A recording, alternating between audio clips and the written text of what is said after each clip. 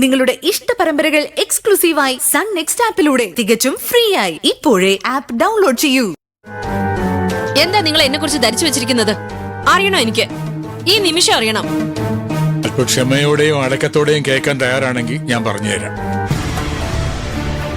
പത്മാവതി ഉണ്ടായിരുന്ന കാലത്ത് അവള് വാങ്ങിയ ഭൂമിയാ. ആതിരയുടെ കല്യാണത്തിന് മാത്രമേ അത് ഉപയോഗിക്കൂന്ന് അവൾ അന്ന് എന്നെ കൊണ്ട് സത്യം ചെയ്യിക്കുകയും ചെയ്തതാ. വാസ്തവത്തിൽ ഞാൻ ആ കാര്യം മറന്നേ പോയിരുന്നു. ഇപ്പൊ ഈ ബാങ്കിന്റെ കാര്യം വന്നപ്പോഴാ അത് ഓർമ്മ വന്നത്. വേണ്ട, വലിയ വർത്താനം ഒന്നും പറയണ്ട. എനിക്കൊക്കെ മനസ്സിലാവും. ഞാനേ മണ്ടിയൊന്നുമല്ല. ഇത്രയും കാലം നിങ്ങളെ വിശ്വസിച്ച് നടന്ന എന്നെ നിങ്ങൾക്ക് ഒരു വിശ്വാസം ഇല്ലതായല്ലോ. എന്റെ തലവിധി. അങ്ങ് ചത്താ മതി എനിക്ക്. ഇങ്ങനെ സങ്കടപ്പെടല്ലേ അമ്മേ. ഈ അച്ഛനെ കുറിച്ച് അമ്മയ്ക്ക് അറിയില്ലേ? നമ്മൾ 4 പേര് മാത്രം അച്ഛന്റെ ലോകം. ആ സ്ഥലത്തിനെ കുറിച്ച് ഇപ്പഴാ ഓർമ്മ വന്നെന്ന് അച്ഛൻ പറഞ്ഞില്ലേ?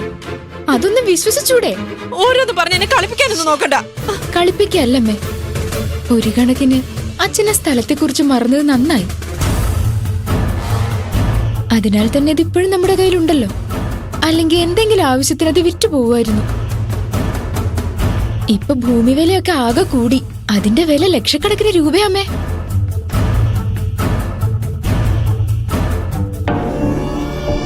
ഇപ്പൊ എന്താ അച്ഛനും മകളും കൂടെ ആ സ്ഥലം വിൽക്കാൻ തീരുമാനിച്ചു അല്ലേ? അല്ല പത്മിനി, അത് വിൽക്കില്ല. ആതിരയുടെ കല്യാണ ചെലവിന് ആ സ്ഥലം വെച്ചിരിക്കുന്നത്. ഇപ്പൊ തൽക്കാലം അത് ബാങ്കിൽ ഈട് വെച്ച് ലോൺ എടുക്കും, അത്ര തന്നെ. ലോൺ അടച്ചു തീരുമ്പോ സ്ഥലം വീണ്ടും നമ്മുടെ കയ്യിലുണ്ടാവും. അച്ഛന് സൂപ്പർ മാർക്കറ്റ് വെക്കാനല്ലേ അതിന്റെ പേരിൽ ലോൺ എടുക്കണത്? അതിലെന്താ തെറ്റ്? ശരിന്ന് പറയമ്മേ. ശരി, അങ്ങനെ ആയിക്കോട്ടെ.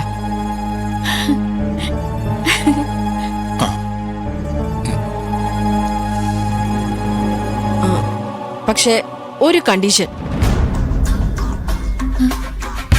അതിനു മുമ്പ് സ്ഥലം എന്റെ പേരിലേക്ക് രജിസ്റ്റർ ചെയ്ത് വെച്ചേക്കണം.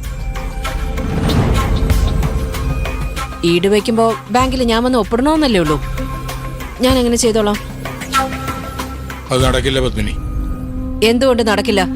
അതല്ലേ പറഞ്ഞത്. അത് പത്മാവതി ആതിരയ്ക്ക് വേണ്ടി കരുതി വെച്ചതാ. എന്റെ ചേച്ചി സമ്പാദിച്ച കാശുണ്ടല്ലോ അത് വാങ്ങിയത്. നിങ്ങളുടെ പണം കൊണ്ടല്ലേ? പത്മിനി, നീ ഒച്ചയായിട്ട് പേടിപ്പിക്കൊന്നും വേണ്ട. ശിവേന്റെ കാശ് കൊണ്ട് വാങ്ങിയ സ്ഥലത്തിനെ ആതിര മാത്രമല്ല അവകാശി. ദേ, എന്റെ ഈ 2 കുട്ടികളും അവകാശികളാ. എന്താ ശരിയല്ലേ? എന്തിനാ ഇങ്ങനെയൊക്കെ പറയുന്നത് പത്മിനി? അതെന്താ ഞാൻ പറഞ്ഞൊന്ന് ശിവേട്ടന് മനസ്സിലായില്ലേ? അതോ മനസ്സിലായിട്ടും ഇല്ലെന്ന് അഭിനയിക്കുകയാണോ?